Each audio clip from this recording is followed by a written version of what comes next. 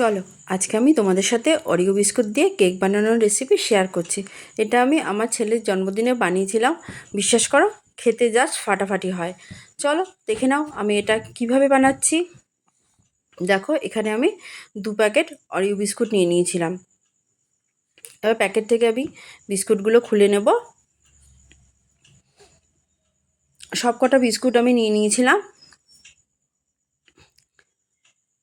এবার বিস্কুটগুলো মাঝখান থেকে আমি ভেঙে ক্রিমগুলোকে বার করে নেব। এইভাবে কেক বানালে খেতে জাস্ট ফাটাফাটি হয়। তোমরাও বাড়িতে বানাবে, খুব সহজভাবে এটা বানানোও হয়ে যায়। দেখো, একটা বাটিতে আমি ক্রিমগুলো তুলে নিচ্ছি। আর কয়েকটা বিস্কুট রাখবো, সেগুলো আমি ক্রিমগুলো তুলব না, ওটা পরে সাজানোর জন্য ব্যবহার করব। দেখো, এখান থেকে কয়েকটা বিস্কুট ছাড়া আমি সবগুলো বিস্কুটেরই ক্রিমগুলো বার করে নিয়েছি। এবার বিস্কুটগুলোকে আমি খুব ভালো করে গুঁড়ো করে নেব, যেন একদম মিহি ডাস্ট তৈরি হয়। এরপর আমি দুধ নিয়ে নেব। দুধ দিয়ে অল্প অল্প দুধ দিয়ে খুব ভালো করে মিক্স করব। আর দুধটা কিন্তু খুব ঘন দুধটা ছিল। দেখো, খুব ভালো করে মেশাতে হবে। এরপর দেখো, আমি এখানে চিনি দিচ্ছি 3 চামচ মতন।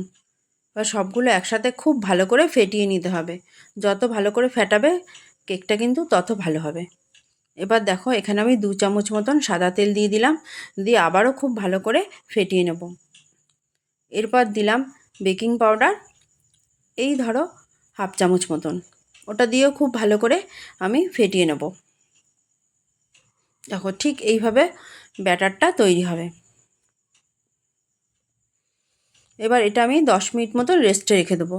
এইদিকে দেখো, এই বাটিটা নিয়ে নিয়েছি। এই বাটিটার মধ্যে আমি তেল ব্রাশ করে নিচ্ছি। এই বাটিটায় আমি কেকটা বানাবো। খুব ভালো করে তেল ব্রাশ করে নিলাম। এরপর একটা পেজ দিয়ে দিলাম। এমনি পেজই আমার ছেলের খাতা থেকে পেজ নিয়ে নিয়েছি, ওটাই দিয়েছি। ওটার উপরেও মানে পেজটার উপরেও একটু তেল ব্রাশ করে নিয়েছি। এরপর যে ব্যাটারটা আমি বানিয়েছিলাম সেটা এর মধ্যে পুরোটা ভরে দেবো।